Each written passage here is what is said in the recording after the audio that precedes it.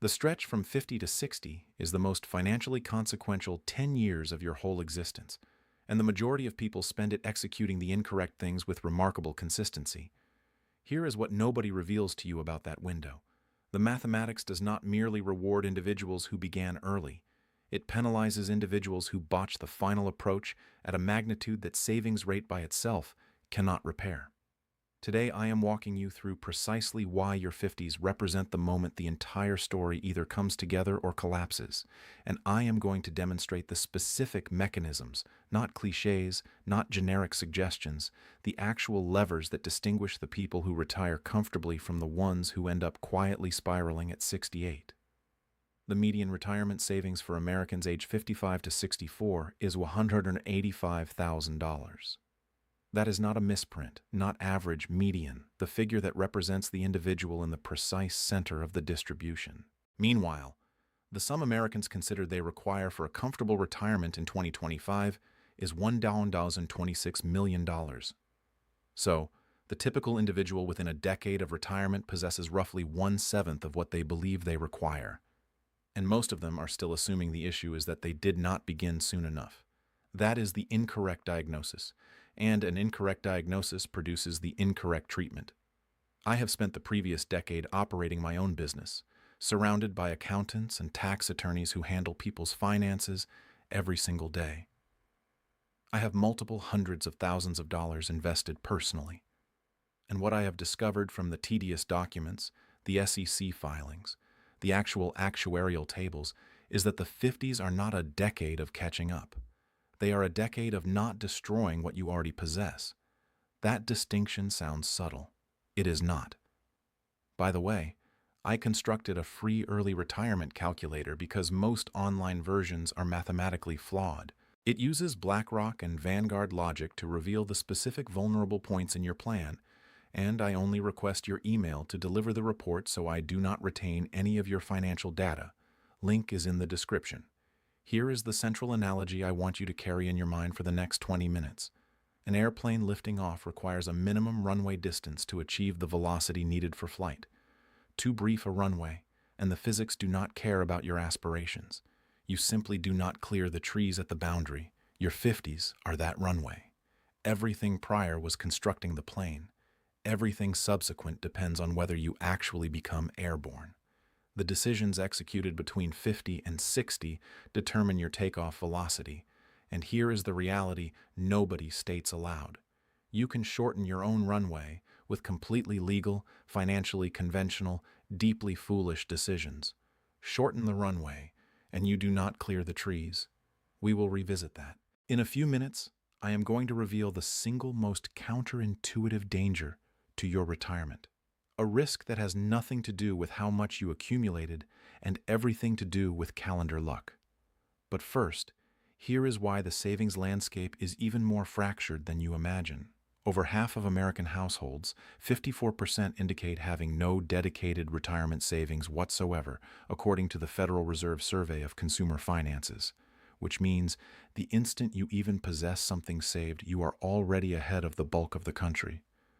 That sounds like positive news. It is not positive news. It just means the crisis is larger than the media is prepared to state plainly. Here is the figure that genuinely counts. Vanguard's own data for 401k plans reveals Americans aged 55 to 64 carry an average balance of $271,220, but a median of only $95,642. Average versus median, two drastically different portraits of reality. The average is distorted by people with $2 million at the top. The median tells you what the individual sitting in the middle of the room actually possesses, $95,000, with 1 to 15 years remaining before they ceased working. You think the issue is that people did not save enough?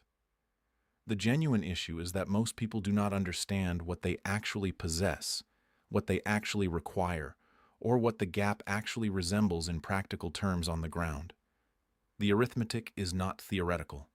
The average American household expends $77,280 every single year. If you possess $95,000 saved and you retire at 65, elementary arithmetic tells you that money vanishes in approximately 14 months. And that is before healthcare. Fidelity's 2025 retiree healthcare cost estimate discloses that a 65-year-old retiring this year can anticipate spending an average of $172,500 in healthcare and medical expenses throughout retirement. The average American, meanwhile, projects those costs will be around $75,000, under half of Fidelity's calculation.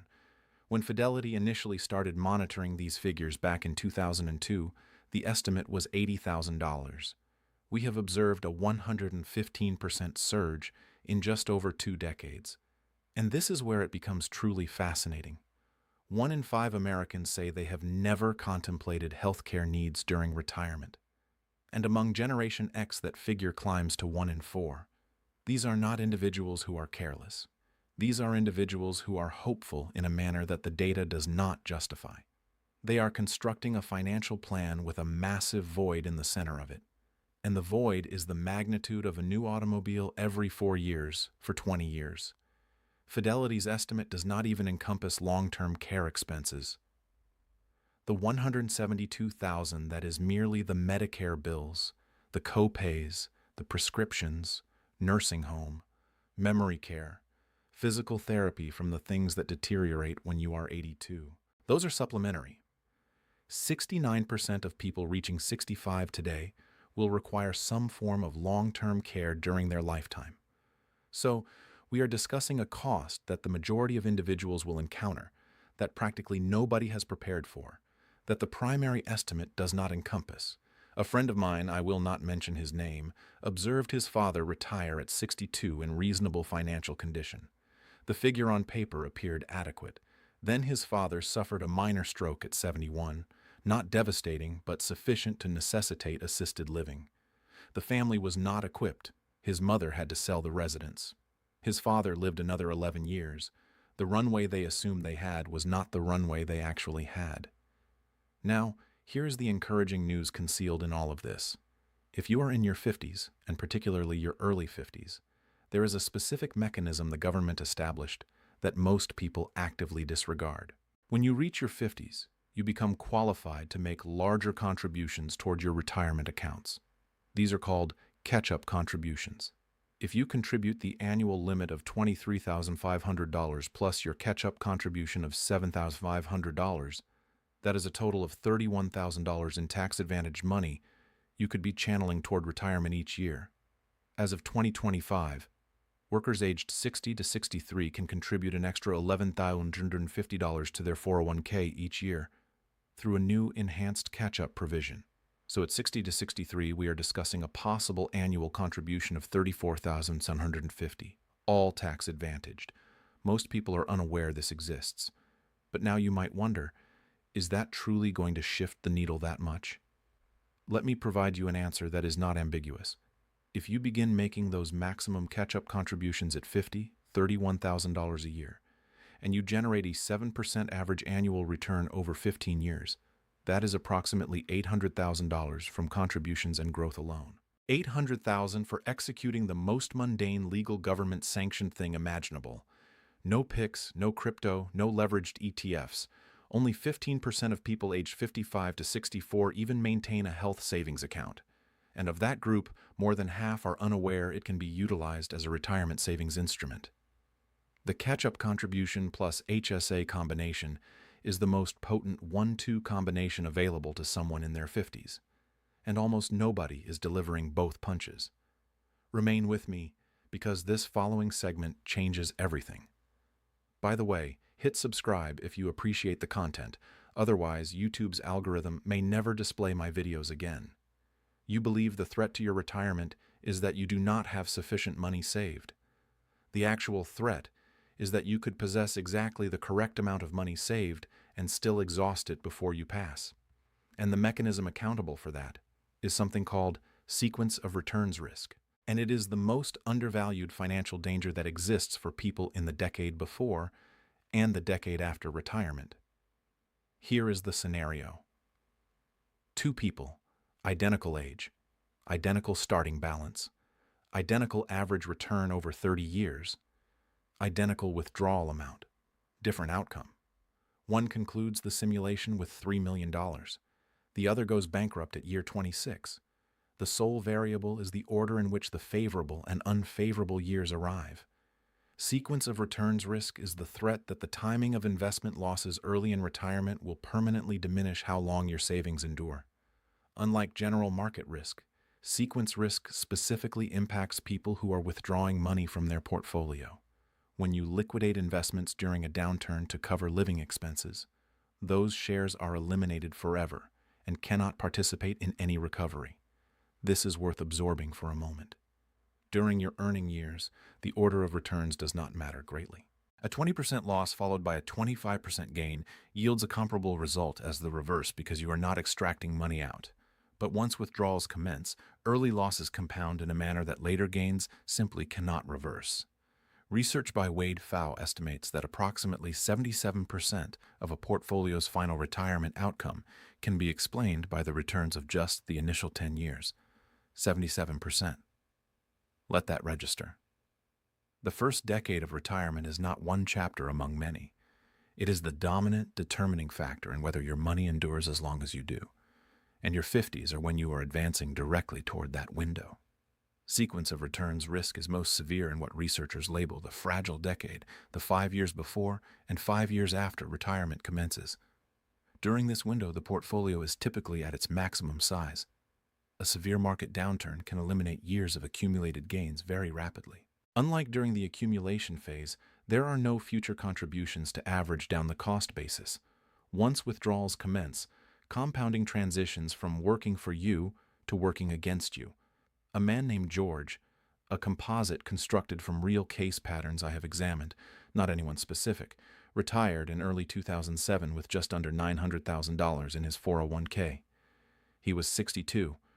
He felt excellent about the figure. His financial advisor informed him he was in solid condition. His plan was to withdraw $40,000 a year to supplement a modest Social Security check. Then, 2008 occurred. The S&P 500 plunged 57% from peak to trough. George did not panic sell. He held firm. He did precisely what you are supposed to do. But the withdrawals still occurred. He had to liquidate shares at the bottom to sustain his life. The portfolio recovered in the market, but George's withdrawals meant he was selling at the lows, permanently extracting capital that could not participate in the recovery. By 68, his balance was lower than it had been the day he retired. Not because of his decisions during the crash, because he was at precisely the wrong position in the sequence. Let us suppose you retire with $1 million and plan to withdraw 4% annually. If the market declines 20% in your first year, your portfolio shrinks to $800,000, and your next withdrawal represents a larger percentage of what remains. That snowball effect can compress your retirement horizon by years. This is where most people's reasoning collapses. They assume the solution is to simply select better investments or retain more stocks for higher returns. But the sequence problem is not about the average. It is about the timing. A higher average return with worse timing is actually worse than a lower average return with superior timing. The arithmetic is authentically merciless. The encouraging news is that this risk is not random destiny. It is controllable. But you have to construct the management framework before you require it. Which means now, in your 50s, I will demonstrate exactly what that resembles in the mini case study in a few minutes. But first, let me introduce someone. His name is Marcus. He is 54. He has $420,000 in his 401k, a paid-off car, no credit card debt, and a plan to retire at 62. He earns $92,000 a year, has been maxing his contributions for the past 6 years, and sincerely believes he is on track. His friends solicit him for financial guidance at dinner parties. He enjoys providing it. And somewhere around the midpoint of this video, Marcus is going to discover that his plan contains a structural weakness that could cost him 11 years of financial security. Not because he did anything reckless, but because he optimized for the incorrect variable. We will revisit Marcus. Now, Social Security, let us discuss the most misunderstood government program in the history of government programs. Full retirement age is now 67 for anyone born in 1960 or later, claiming at 62 instead of 67 slashes benefits by 30% for life permanently. Not a temporary modification, not something you can contest. You receive a 30% smaller check every month from the day you claim until the day you pass. If you postpone taking your benefits from your full retirement age up to age 70, your benefit amount will grow, and you will accumulate delayed retirement credits that will boost your monthly payment by about 8% per year. Deferring benefits until 70 raises monthly payments by 24% above the standard amount. So, let us perform the arithmetic that counts. If your standard benefit at full retirement age is $2,000 a month, which is close to the current average, your choices look like this. Claim at 62, well now it's $400 a month. Claim at 67, $2,000. Claim at 70, $2,180. That is a disparity of $1,080 per month between claiming at 62 and claiming at 70. Over a 20-year retirement from age 70 to 90, that is $259,200 more in lifetime income by waiting 8 years to claim. No investing required, no risk, just patience and a different date on a form. But here is the psychological snare that devastates people.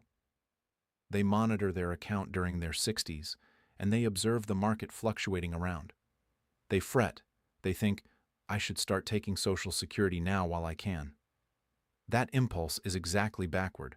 Your Social Security benefit is a guaranteed inflation-adjusted annuity backed by the federal government. The COLA for 2026 is 2.8%. It adjusts every year with inflation. You cannot purchase a comparable private product for anything close to what you are surrendering by claiming early.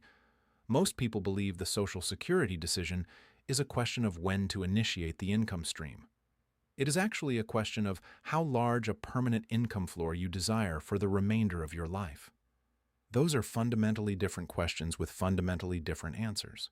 The conventional wisdom suggests to claim early if you need the money, claim late if you do not. That is incorrect.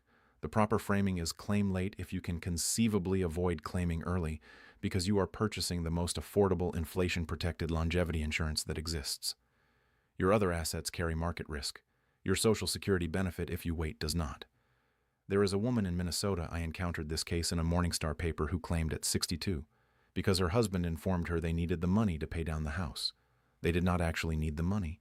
They felt uneasy having the debt.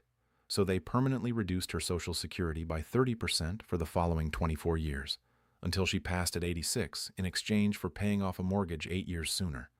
The cost of that decision measured in foregone monthly income over her lifetime was approximately $212,000. The mortgage they eliminated early was $94,000. They sacrificed over $100,000 in net terms to eliminate a psychological discomfort. The emotion prevailed, the mathematics lost. Here is the reality that nobody else is communicating about the Social Security timing decision. It is also a healthcare planning dilemma. Approximately 1/3 of early retirees who claim Social Security at age 62 do so to assist in paying for healthcare expenses until they are eligible for Medicare at age 65. So, the decision to claim early is often motivated not by a genuine financial strategy, but by a healthcare gap they did not prepare for. The tail wagging the dog. If you had arranged your healthcare bridge from 62 to 65, you would not need the Social Security check. And you would not be permanently diminishing your income for the next 25 years. I will figure out healthcare when I arrive there is not a plan, it is a wish. Let me present you the cutaway I have been holding. Somebody at a gathering, my plan for healthcare before Medicare. I am pretty healthy. The same individual at 64. How does Cobra function again? Back to Marcus. Marcus has been optimizing his 401k. He has been neglecting two things. First, his entire retirement portfolio is in a target date fund set to 2032, which will automatically de-risk, meaning transition toward bonds, starting about 10 years from his anticipated retirement. That sounds reasonable. What Marcus does not realize is that this glide path was not engineered around sequence of returns risk. It was engineered around average volatility reduction. Those are not identical things. A bond tent strategy, increasing bond holdings leading up to and through the early retirement years, then gradually reintroducing equities later, specifically protects portfolios during the vulnerable window. That is different from what his fund accomplishes. Second, Marcus's entire plan hinges on claiming Social Security at 62. He has computed his income based on that figure. He has not modeled the scenario where he works until 65, constructs a 2-year cash buffer, and postpones Social Security to 67 or beyond. He assumes the early claim is logical because I will receive more total checks, but he is presuming he lives to exactly 78. His father lived to 91. Now, let me render this tangible with an actual case study because abstract percentages only extend so far. Meet Dave.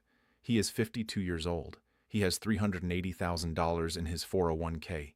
He earns $85,000 a year. He plans to retire at 65. He is contemplating claiming Social Security the instant he turns 62. He has no health savings account. He has no cash buffer. Here is what his plan presently resembles. If Dave contributes $23,500 a year starting now for 13 years at a 7% average return, his existing balance grows to approximately $915,000. His contributions add roughly another $452,000. Total at 65, approximately $1.37 million. That is actually a respectable figure. Dave feels confident, but then the expenditures materialize. Healthcare alone over his retirement, $172,500 per person. That is before his wife. A couple can anticipate needing approximately $345,000 to cover medical expenses in retirement, excluding long-term care. Dave did not account for this, his Social Security at 62. Let us assume his full retirement age benefit at 67 would be $2,200 a month. Claiming at 62 permanently reduces that to $1,140 a month. Over a 23-year retirement to age 85, he receives approximately $425,000 from Social Security.